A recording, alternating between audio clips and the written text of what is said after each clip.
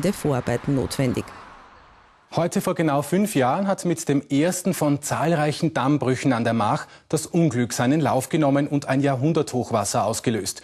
Einige Ortschaften, darunter Dürnkrot, sind überschwemmt worden. Heute sind die Spuren des Hochwassers nahezu beseitigt. Der Schock sitzt bei den damals betroffenen Menschen aber noch tief. Brigitte Dallinger mit einem Lokalaugenschein.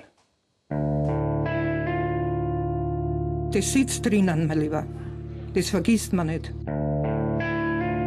Na, irgendwie denkst du immer dran, ne?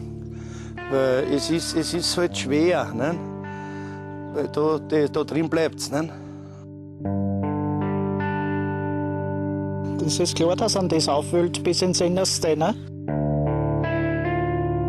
Es war ja komplett alles hin. Es ist ja drunter und drüber gegangen. Alles ist gelegen, kreuz und quer. Die Feldgasse etwa ist völlig überflutet gewesen. Viele haben alles verloren.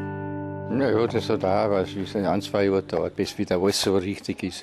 Neue Möbel und alles nicht. Ein zweites Mal täte man das Haus nicht mehr richten. Das war Arbeit, mein Lieber. Ich meine, wir haben schon Geld gekriegt, nicht? Aber alles hat nicht gedeckt. Einige Bewohner sind weggezogen aus Dürnkrot, weil sie Angst vor einem neuerlichen Hochwasser haben. Viele, die da geblieben sind, verfolgt das Wasser bis in den Schlaf. Auf der drüben Straße haben wir eine Frau, die hört in der Nacht die Sirenen. Ne? Da muss er es aufwecken und sagt, und ich greife rüber und sage, ist schon wieder das Wasser da? Sagt sie, ja, hab schon wieder das Wasser kommen gesehen. Ne? Durch das Hochwasser ist ein Schaden von 72 Millionen Euro entstanden. Seit 2006 werden die Dämme entlang der Mach auf einer Länge von 68 Kilometern saniert. Rund 60% sind derzeit fertiggestellt. Die haben jetzt das alles hergerichtet mit dem Daumen alles. Das ist alles saniert worden, ist erhöht worden. So ist schon eine gewisse Sicherheit jetzt vorhanden.